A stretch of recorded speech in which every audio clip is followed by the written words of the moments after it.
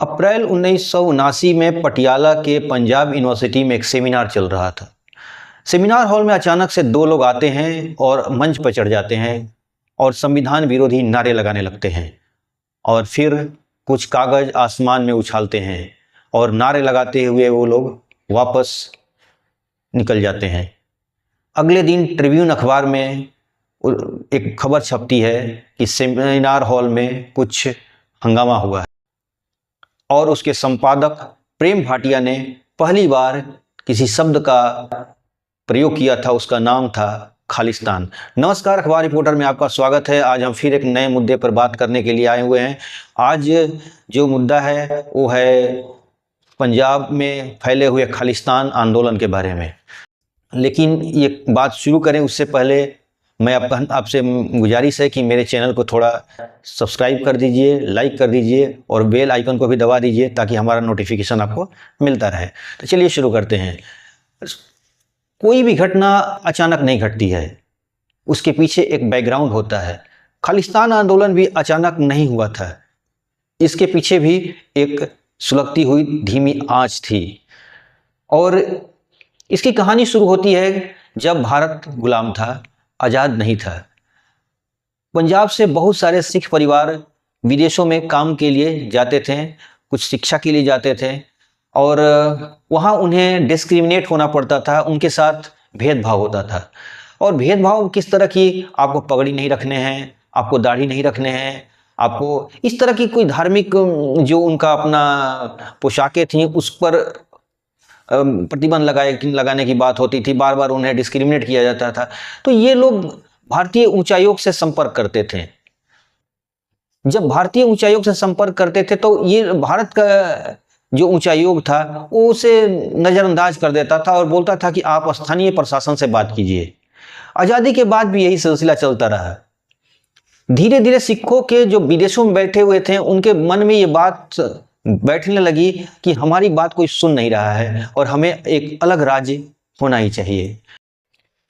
इसी बीच लंदन में चरणजीत सिंह पंछी के नेतृत्व में कुछ ट्रक ड्राइवर्स, कुछ छोटे मोटे काम करने वाले, नौकरी चाकरी करने वाले लोगों ने उनके नेतृत्व में एक संगठन बनाया।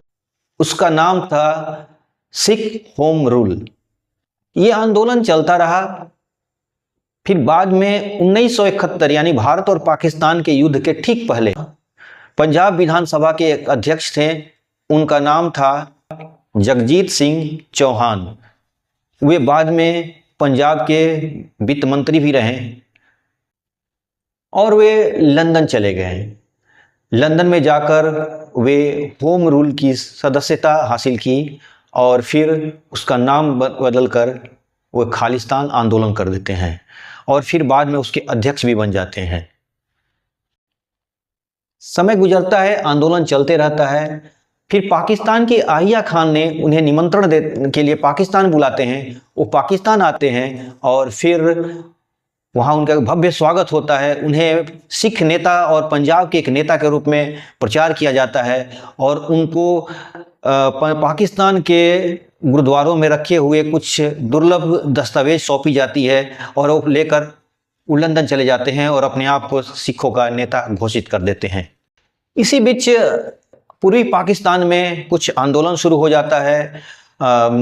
शेख मुजीबुर रहमान के नेतृत्व में पाकिस्तान के खिलाफ कुछ आंदोलन शुरू हो जाता है और इंदिरा गांधी अपने एजेंटों के माध्यम से पूरी दुनिया में ये प्रचार कराती हैं कि पूर्वी पाकिस्तान में वहाँ के लोगों के साथ पाकिस्तान अन्याय कर रहा है।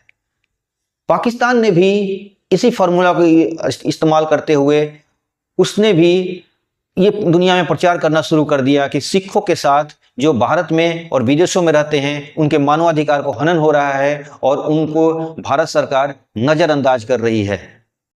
13 अक्टूबर 1971 को न्यूयॉर्क टाइम्स के एक बड़े से पेज पर एक प्रचार छपता है जिसमें सिखों के लिए आंदोलन करने के लिए बात कही जाती है। यानी सिखों को एक मैसेज दिया जाता है कि आप खालिस्तान आंदोलन में सहयोग करिए। बाद में जगजीत सिंह अपने आप को खालिस्तान का राष्ट्रपति घोषित कर देते हैं और फिर यह सिलसिला आंदोलन का चलते रहता है। 1977 में जब इंदिरा गांधी सत्ता से हटती हैं और मोरारजी देसाई भारत के प्रधानमंत्री बनते हैं, तो अचानक जगजीत सिंह भारत आ जाते हैं और वो आंदोलन खत्म कर देते हैं। आंदोलन का अचानक में खत्म हो जाने के पीछे क्या वजह थी? कुछ लोग कहते हैं कि CIA और ISI ने उन्हें इसका बात के लिए मनाया था कि कुछ देर के लिए आप आंदोलन शांत कर दीजिए। 1980 में इंदिरा गांधी फिर आ जाती हैं सत्ता में और जगजीत सिंह फिर वापस लंदन चले जाते हैं और लंदन में जाकर वे अपना खालिस्तान आंदोलन फिर से शुरू कर देते हैं। वे कनाडा में जाकर एक करेंसी जारी करते हैं जिसपे खालिस्तान की करेंसी होती है और फिर वो अपने आप को खालिस्तान का राष्ट्रपति बताते हैं, अपने आप को अपना पासपोर्ट जारी कराते हैं, यानी खालिस्तान का एक अपना पासपोर्ट होता है। 19 सितंबर 1981 को एक घटना घटती है।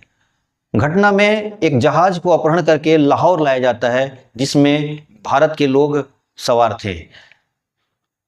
लाहौर में उतारा जाता है और वहाँ के राष्ट्रपति जियाउल हक के नेतृत्व में जितने अपहरणकर्ता थे उनसे मीडिया से बात कराई जाती है और मीडिया को बात कराकर एक तरह से सिख आंदोलन का प्रचार कराया जाता है।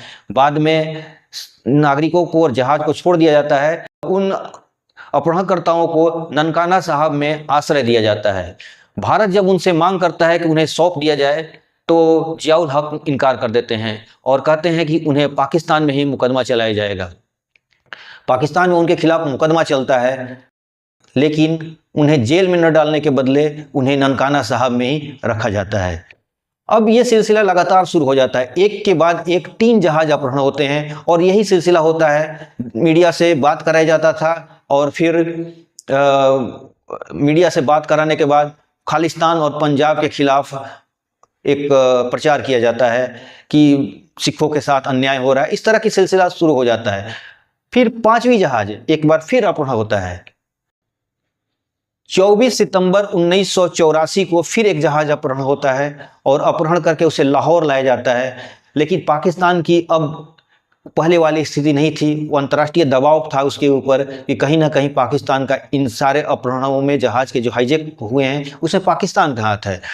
फिर पाकिस्तान दबाव में आ जाता है और अपहरणकर्ताओं से बात करता है तो पाता है वहाँ पर कि उनके हाथों में कोई असली बंदूक नहीं थी, वो नकली खिलौने वाली बंदूक लिए हुए थे जो पायलट को धमका रहे थे।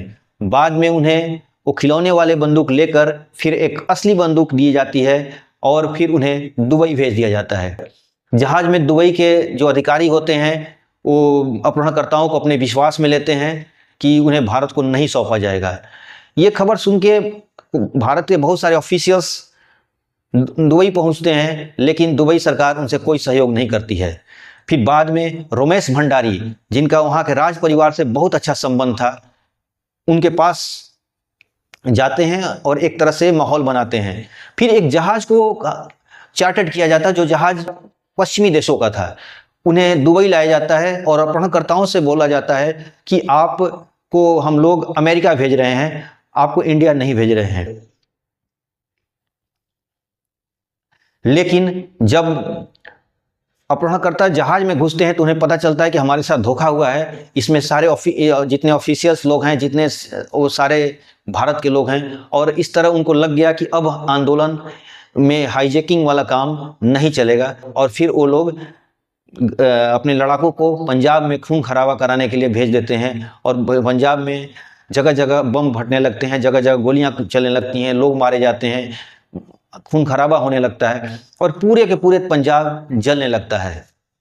शुरुआत में इन आंदोलनकारियों को पंजाब के आम लोगों का समर्थन नहीं मिला, लेकिन नवंबर 1982 में एशियाई खेल के दौरान भारत को इस तरह की इनपुट मिली थी कि कुछ खालिस्तान आंदोलनकारी इसमें तोड़फोड़ कर सकते हैं और खून खराबा कर सकते हैं। इसलिए एक तलाशी अभियान चला और इस तलाशी अभियान में सिखों को टारगेट करके उनके घरों में तलाशी ली गई, जिससे सिखों को ये लगा कि भारत में हमें अपमानित किया जा रहा है। और ये जो घटनाएं घटी, जो तलाशी अभियान चला, इससे सिखों के दिल में एक भारत के प्रति वो प्रेम को कम कर दिया और फिर शुरू हो गया खालिस्तान का आंदोलन। खालिस्तानियों ने स्वर्ण मंदिर को अपना अड्डा बना लिया। उस समय भारत के गृह मंत्री थे ज्ञानी जैल सिंह, जो भारत के राष्ट्रपति बने। उनको काम सौंपा गया कि खालिस्तानियों को तोड़ने के लिए कुछ ऐसे तत्वों को खड़ा किया जाए जो इनके आंदोलन को दबा सके। और जिस आदमी को खड़ा किया गया था उसका नाम था जरनैल सिंह भिंडरवाला। बाद में जरनैल सिंह भिंडरवाला जो था वो भारत के ही खिलाफ हो गया और सिख आंदोलन का पूरा आंदोलन को हाईजैक करके खुद सिखों का लीडर बन गया। बाद में ऑपरेशन ब्लू स्टार चलाया गया जिसमें भिंडरवाला मारा गया। और ये भिंडरवाला के जो आगे बढ़ाने की जो कोशिश थी वो भारत के लिए घातक साबित हुई और इंदिरा गांधी की हत्या में भी कहीं ना कहीं वो घटना जिम्मेदार थी। आंदोलन को दबाने के लिए ब्लैक थंडर नाम का आंदोलन चला जिसमें सिखों को घर घर से उठाया गया, उनके घरों में घुस के तलाशी ली गई और जबरदस्त मतलब एक तरह से दमन किया गया। और दमन से धीरे धीरे इनका आंदोलन कम होने लगा। इसमें KPS गिल वगैरह भी शामिल थे जो वहाँ के एक बड़े अधिकारी थे पुलिस। अब धीरे धीरे देखिए ये आंदोलन इसलिए कम पड़ने लगा कि इसमें जितने लोग शामिल थे वो अपना निजी फायदा दिखाने लगे। आज जो पंजाब में अगर देखा जाए ड्रग्स वगैरह जो हथियार वगैरह की जो बातें होती हैं उसमें उसको अगर देखा जाए तो उसमें कहीं ना कहीं वो तत्व भी शामिल थे और उस लगभग वहीं से लिंक बनते हुए आए जो पंजाब में आज नशीली दवाओं का जो सेवन ज़्यादा बढ़ रहा है। इसके पीछे वही लोग थे जो बाद में विदेशों में चले गए और विदेशों से अपना सप्लाई जानी जो आज तक जारी है। खैर इसके बारे में मैं नहीं कह सकता हूँ, मैं सुनी सुनाई बातों पर ये बात बोल रहा हूँ, इसलिए इस बातों को इतनी गहराई से न लिया जाए कि खालिस्तान आंदोलन में आज नशा वाला हाथ है। इसके लिए मैं डिस्क्लेमर दे रहा हूँ अपना। लेकिन ये आंदोलन इसलिए कम होने लगा कि इसमें ये आंदोलनकारी सिखों को भी तंग करने लगे, उनके परिवार के लोगों को तंग करने लगे। अब सुखविंदर सिंह बब्बर एक सेक्स एंड स्कैंडल में फंस गए और इस तरह इनका आंदोलन धीरे धीरे लोगों के बीच से कम होने लगा। और एक तरह से देखा जाए तो इनका आंदोलन धीरे धीरे कम होने के धीरे धीरे बहुत ही कमजोर पड़ गया। इसकी एक और वजह थी, ये वजह ये थी कि इन्होंने लगभग आज की जो तालिबान वाले वही फार्मूला वहाँ लागू कर दिया। औरतों को ब्यूटी पार्लर नहीं जाना है, भवें नहीं कटवाना है, उन्हें साड़ी नहीं पहननी है, बिंदी नहीं लगाना है, उन्हें सर पर पल्लू रख के चलना है, लड़कों को केसरिया काला और सफ़ेद पगड़ी बांध के ही स्कूल जाना है, दाढ़ियाँ नहीं कटवाना। मैंने इस तरह की तमाम उनके ऊपर प्रतिबंध लगाना शुरू हो गया जो आज तालिबानी फरमान जो आज कह सकते हैं उसको।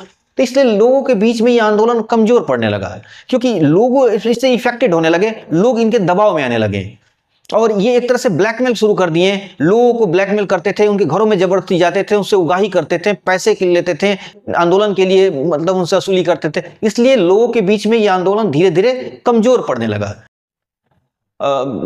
गाड़ियों को जो गाड़ियां का नंबर होते थे उसको पंजाबी भाषा में लिखवाने के लिए दबाव डालने लगा। जैसे ट्रक वाले भी अब नाराज हो गए क्योंकि उन्हें बाहर जाना पड़ता था और जब बाहर जाते थे तो उनकी गाड़ियों को पंजाब नंबर की वजह से परेशानियां होती थी। पंजाबी भाषा में लिखी हुई गाड़ियों को लोग पकड़ते थे, चेकिंग करने लगते थे, तो इसलिए वो लोग भी परेशान हो गए। तो इस तरह एक तरह देखा जाए तो सब लोग आम आदमी इससे प्रभावित होने लगे जिससे खालिस्तानियों की आंदोलन कमजोर पड़ने लगा। और 1992 में जहां 1500 लोग करीब मारे गए थे, 1994 आते आते लगभग 2 लोग मारे गए। तो इस तरह आंदोलन एक तरह से खत्म हो गया। लेकिन 31 अगस्त 1995 को वहां के तत्कालीन मुख्यमंत्री बेअंत सिंह की हत्या हो जाती है और ये एक बहुत बड़ी घटना थी क्योंकि इस तरह पूरे भारत को एकदम हिला कर रख दिया ये घटना, क्योंकि वहां के सिटिंग चीफ मिनिस्टर की हत्या हो जाती है और ये जंगल की आग की तरह काम करती है और ये आंदोलन को लगभग खत्म करने के लिए प्रेरित कर देती है। बाद में बेअंत सिंह की हत्या के बाद वहाँ के जो एक पुलिस अधिकारी थे KPS गिल के नेतृत्व में एक जबरदस्त आंदोलन चालू किया गया और धीरे धीरे ये खालिस्तान आंदोलन भारत से सिमट गया और ख़त्म हो गया। लेकिन विदेशों में जैसे जो बसे हुए भारतीय थे कनाडा में, ब्रिटेन में, ये आज भी आंदोलन करते हैं, अपनी मांग रखते हैं, वहाँ प्रोटेस्ट करते हैं, प्रचार करते हैं, आंदोलन करते हैं। लेकिन बस इतना ही तक सीमित रह गया ये। अब एक तरह से देखा जाए तो खालिस्तान आंदोलन खत्म हो गया है, लेकिन बीच बीच में अभी न्यूज कनाडा को लेकर जो खबर उठी है वहाँ पर कुछ लोग राजनीति में अपनी पैठ बना लिए हैं और धीरे धीरे देखा जाए तो रह रह के वो भारत पे आँच जो खालिस्तान का था बीच बीच में आगे भारत में सुलगने लगती है और भारत को भी माहौल को गर्म कर देती है। तो कि इस तरह मुझे बताने का एक उद्देश्य था कि छोटी सी घटनाएं कैसे बड़ी घटनाएं में कन्वर्ट हो जाता है, किस तरह लोगों को नज़रअंदाज करना एक बड़ा आंदोलन बन जाता है। इसलिए ये बात सबक लेने की है भारत को कि हमें हर वो आदमी, हर वो विचार, हर वो राज्य, हर वो क्षेत्र को ध्यान देने की ज़रूरत है, नहीं तो फिर ये कोई ना कोई आंदोलन का रूप ले सकता है। इसके साथ ही इस अंक में इतना ही। मैं फिर कहना चाहता हूँ कि हमारे चैनल को सब्सक्राइब कीजिए, लाइक कीजिए, शेयर कीजिए और लोगों को बताइए, आगे बढ़ाइए, प्रमोट कराइए। हम और भी आपको अच्छी अच्छी खबर लेकर आएंगे। ये चूँकि ये टॉपिक समय का अभाव है, नहीं तो ये बहुत बड़ा टॉपिक है, इसमें मैं बहुत अच्छी तरह से बता सकता था, लेकिन अभी फ़िलहाल मैं नहीं बता पा रहा हूँ। इसको छोटे में करना हमारी मजबूरी है, इसलिए हम इसको छोटे में कन्वर्ट करके आपको बता रहे हैं और शॉर्टकट में बता रहे हैं। इसके लिए अगर कभी समय मिला तो हम इसके 3, 4, 5 एपिसोड चालू करेंगे और एक बड़ा सा वीडियो के माध्यम से आपको इस खालिस्तान आंदोलन की पूरी कहानी को विधिवत रूप से मैं बताने की कोशिश करूंगा। एक चीज़ मैं बता दूं यहाँ पर कि ये इन्फॉर्मेशन मुझे रॉ के कुछ सीक्रेट फाइल से मिली है, जो उसके जो रिटायर्ड अधिकारी थे उनके माध्यम से, जिसमें उनका नाम मैं बताना चाहता हूँ। बी रमन है, उनका एक श्वेत पत्र के आधार पर ये रिपोर्ट तैयार की गई है और उनकी एक किताब है काउबॉय ऑफ रॉ, उससे ली गई है। उसके बाद टेली मिलिस्की की ब्लड फॉर ब्लड से ली गई है। रमेश इंदर सिंह की टर्मोल इन पंजाब से ली गई है। इस तरह कई बुक्स और कई डॉक्यूमेंट्स के आधार पर तैयार किया गया है ये। तो आज के अंक में बस इतना ही। धन्यवाद।